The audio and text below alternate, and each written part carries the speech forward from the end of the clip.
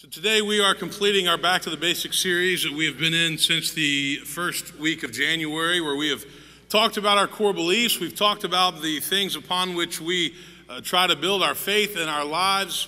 And also we've talked about what it means to follow Christ, what it means to trust in God. And today we're bringing this series to a close. I want to tell you that this evening I have a date, and it's not with my wife. I'm very excited about this date. It's with a much younger woman. She is sweet, she's compassionate, and she has had me wrapped around her finger for about 7.5 years now. Now, sometimes she tries to tell me what to do, and sometimes I listen to her. She can be sassy, stubborn, but she is definitely one of the kindest and most nurturing people that I know. Now, my date tonight is with my 7.5-year-old daughter, Montgomery, to the father-daughter dance here at Woodmont. It's at 4 o'clock. And we're expecting over 300 people at the father-daughter dance, which is amazing because it's only been a 3-year tradition. This is the third time that we've done it. We're just a few days away from Valentine's Day. Valentine's Day is Wednesday, for those of you that need to be reminded of that. But I want to preach a sermon this morning on a topic that I believe is very important. For a long time, I would say for most of my life, I have had the conviction that the quality of our lives is directly tied to the quality of our relationships. Think about it. As human beings, we are social creatures, and the way that we form meaning in life is through interacting with each other. Jesus said, love the Lord your God with all your heart, soul, mind, and strength, and love your neighbor as yourself. Relationships matter. They are important. One of the greatest sources of joy and meaning and strength and comfort and security comes to us in the form of relationships. And yet at the same time, some of the greatest heartache and pain and suffering and disappointment can also come to us through our relationships. And as a minister, I get to see this because I get to be with people during both the good times and the bad times. I get to be there when a baby is born or dedicated, when a marriage is consecrated, when a couple renews their vows, when they decide that after whatever has happened, they're going to recommit and make their marriage work moving forward. I get to be there when there's really good times, but at the same time, I get to be there when people lose a loved one or a family member, when they're dealing with a child that has an addiction problem, when they're separated, or when a divorce happens and they're trying to rebuild their lives, when they lose a loved one and we have to plan a funeral. So I get to see both of these extremes in life, the good times as well as the more difficult times. And what I can conclude, and I think that all of you can conclude, no matter where you are in life, no matter how young or old you might be, no matter if you're married or single or divorced, you would conclude that relationships matter. The quality of our relationships in life matter. And that has a direct impact on whether or not we enjoy life. Now, learning to love, I think, is the most important thing that we can do as we live. And learning to love sounds simple, but actually it's not simple at all. Because we know that love is complicated. We know it comes with hurt. We know that the people who we love the most can let us down and disappoint us and hurt us the most. But we're still called to love and to figure out what love looks like. And Paul writes these words that many of us have learned since we were in Sunday school. He writes these words to the Corinthian church. He says, love is patient, and love is kind. And love is not envious or boastful or arrogant or rude. It is not irritable or resentful. It does not rejoice in wrongdoing. It rejoices in the truth. It bears all things. It believes all things. It hopes all things. And it endures all things. Love never ends. One of my favorite authors is a guy that teaches at the business school at NYU. His name is Jonathan Haidt. And he wrote a book called The Righteous Mind. But before that, he wrote a book called The Happiness Hypothesis. And in the book, The Happiness Hypothesis, he's talking about happiness and meaning and where it comes from. And he says, some people think that happiness comes from getting stuff, buying houses, buying cars, buying jewelry, purses, shoes, clothes, and that can be true, but usually it's short-lived. Then he said some people actually think that happiness comes from within, the Buddhist approach, that you look within, that you pray and you meditate, and that's where you find happiness and meaning. But Jonathan Haidt concludes that no, both of those are actually inadequate. He says, I think that happiness comes from between. Happiness comes from the relationships and the interactions that we have with each other as we journey through life together, because that is where meaning is found. And I think he's onto something. Happiness, meaning, and fulfillment comes from between. And Jesus knew that, and Jesus taught that. Our relationships and our interactions matter. Now, one of the most reassuring parts of life is that no matter what happens to us, for good or for bad, if we go through some of the most painful situations, we don't have to go through them alone. We get to journey through life together. We get to lift each other up and support each other and pray for each other and encourage each other. But guess what? Not everybody has a strong family support system. Not everybody has a close set of friends that they can lean on when times get tough. And so it's not the same for everybody when they go through difficult times. There is a couple who lives in Seattle, Washington, named Drs. John and Julie Gottman. And the Gottmans have done research on relationships for decades. In fact, many marriage and family therapists look to them for guidance and for cutting-edge research and read their literature and the books that they put out. But the Gottmans have what they call a love lab, and they will actually bring in a couple and observe them for a weekend, and that's how they are able to do some of the research. It's actually by observing a couple interacting, how they talk to each other, how they treat each other. But I wrote a short piece for the Tennessean yesterday on this. The Gottmans and all their research have concluded that there are actually 4 patterns of behavior that we need to watch out for and avoid in our relationships. And you know what those 4 patterns are? They says it's criticism, it's contempt, defensiveness, and stonewalling. So let's talk about those for just a minute. Criticism of a spouse or a partner is very different from offering a critique or a complaint. Criticism is usually directed towards a person's character, and it's not well received. A critique or a complaint is usually more specific or situational, but criticism is much more general or broad. Now, when criticism becomes pervasive, it causes the other person to feel assaulted, rejected, and hurt. And criticism often paves the way for the other 3 horsemen: contempt, defensiveness, and stonewalling. Nobody wants to be in a relationship where they are always criticized. And nobody wants to be around somebody that is always critical, because that sucks the life and the energy out of the dynamic. It's just not fun. But some of us have a tendency to be critical even when we don't realize that we're doing it. And so we must watch out for that and make sure that criticism is kept in check, because it can do significant damage. The second behavioral pattern is contempt. And the Gottmans say that contempt is fueled by long simmering negative thoughts about the partner or spouse. And this often happens in a passive-aggressive manner. It's usually done to get a rise or a reaction out of the other person. But contempt is often the result of a deeply held resentment or a grudge that builds over time and that's never dealt with or unpacked.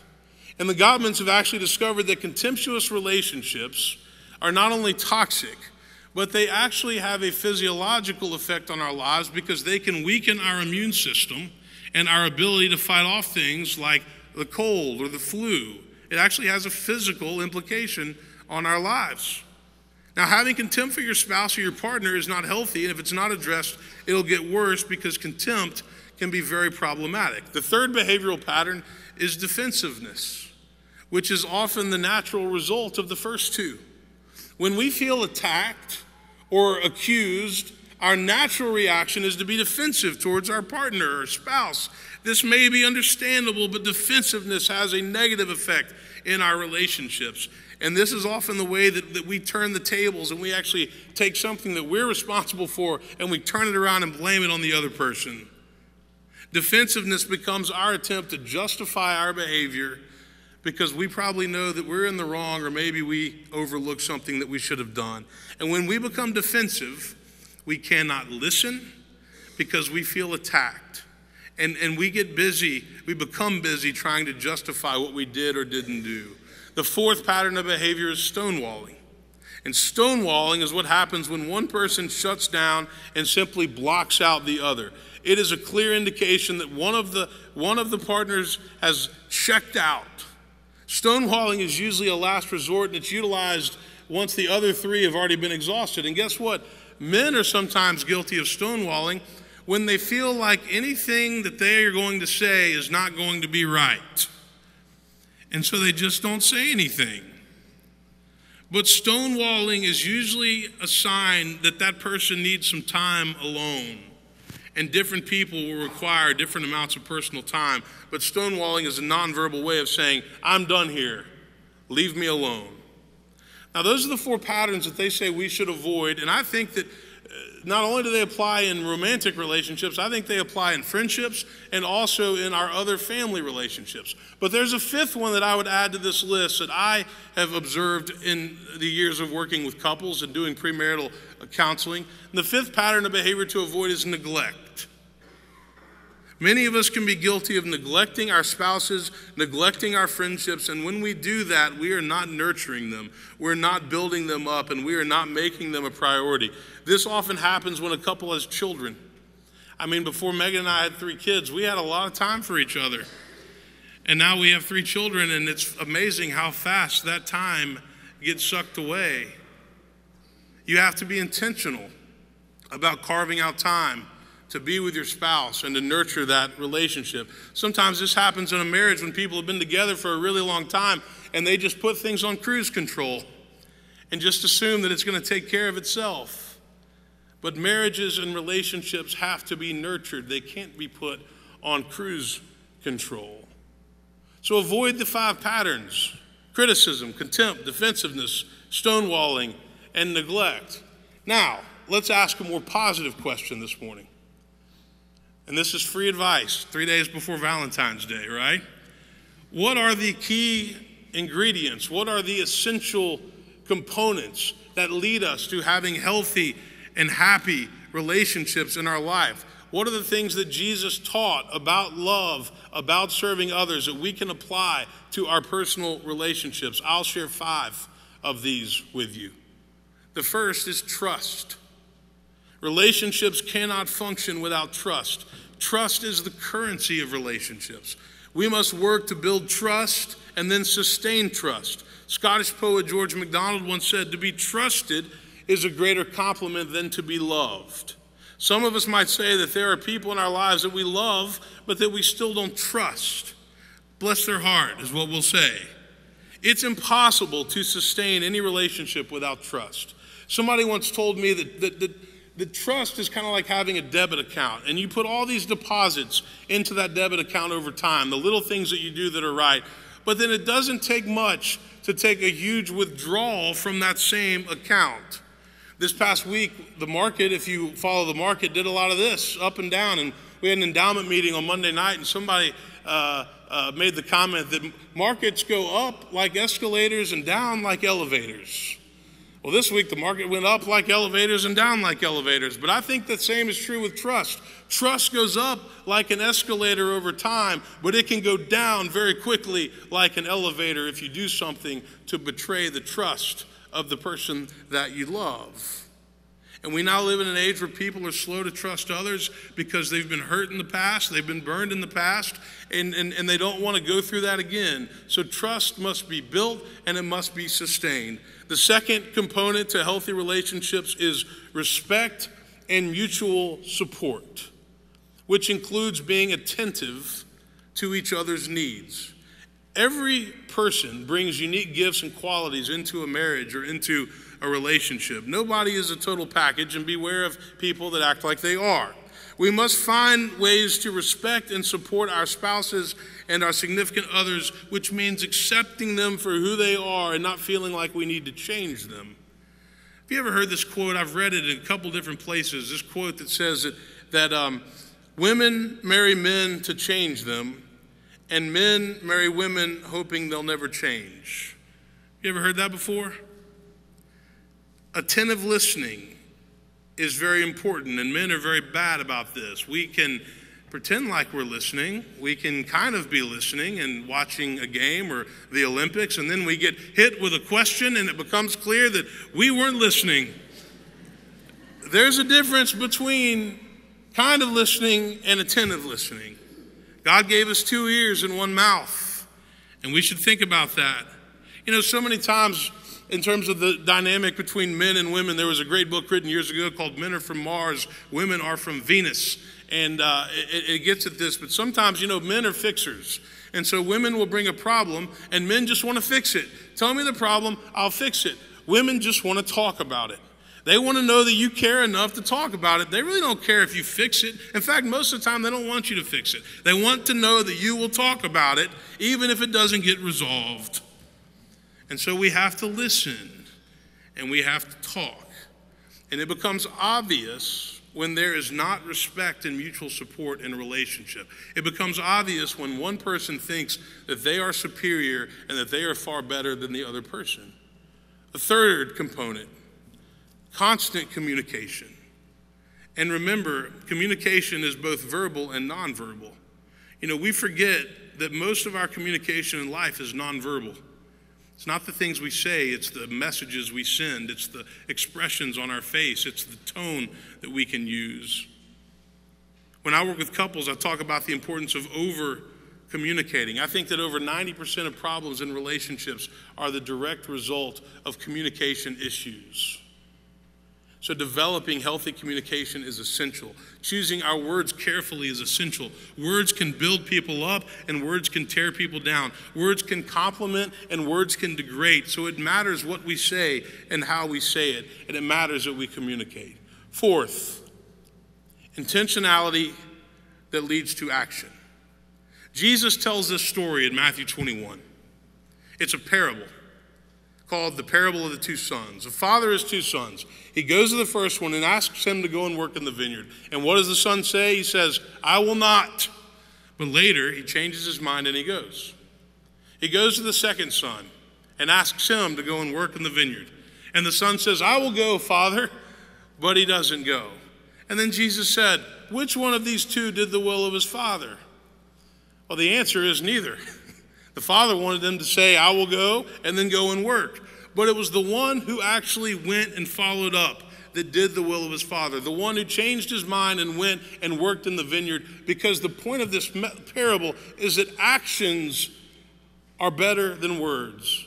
Actions are better than intentionality. You know, sometimes we have really, really good intentions, but we don't follow up on them. And in our relationships, we often have good intentions. We're going to plan that weekend away without the kids. We're going to get those flowers and that card and let our spouse know how much we love and appreciate them. We're going to plan that special vacation for our anniversary, but so often we don't follow through. We think about it, but then we don't do it. Life gets so busy and then we don't do it. But love is best understood as a verb. It's what we do that matters and not just what we think about doing. Words and intentions must be backed up by actions. And if we really love somebody, then we have to show them through our actions. Lastly this morning, the 5th key to a healthy relationship is something that I talk about often. And I talk about it often because I wrestle with it often, is forgiveness. And if you've heard me talk about forgiveness, then you know that I say it's a recipe for survival in this world. Why? Because as human beings, for whatever reason, we cannot help but do things that hurt each other. And so if we don't learn to forgive, then we carry around a much bigger burden than we should. In no way does forgiveness mean that we're off the hook for accountability. It's possible to forgive and then still hold somebody accountable. That's actually what this city is dealing with right now. In the book Creed, Adam Hamilton says, forgiving others is not the same thing as saying that what the individual did is okay. Rather, it's choosing to not hold on to the wrong that's done to us, nor to hold it over the head of the one who wronged us.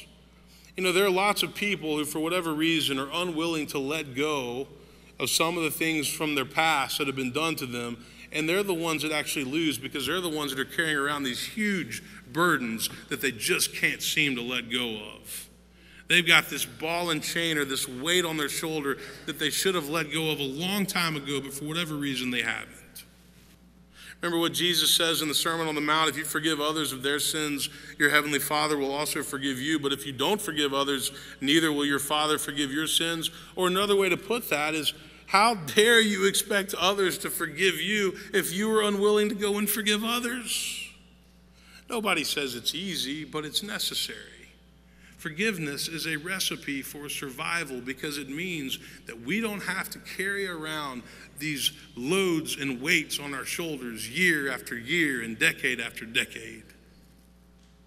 The reason that love and relationships are so complicated is because human beings are complicated. There's a guy named Alexander Solzhenitsyn, and he once said this. He said, "The line dividing good and evil cuts through the heart of every human being." I mean, he says, wouldn't it be nice if we could take all the evil people and put them together on an island and they could screw each other over, and could take all the good people and put them on an island and they could take care of each other? But no, it's not that simple. The line dividing good and evil cuts through the heart of every human being. And that's why it's difficult. Relationships matter, but relationships are complicated. So we must choose to do our best to cultivate these virtues, paying very close attention to those famous words of Paul, who says, love is patient, love is kind, love is not envious or boastful or arrogant or rude. It does not insist on its own way. And I promise you, the quality of our lives is directly tied to the quality of our relationships. Amen.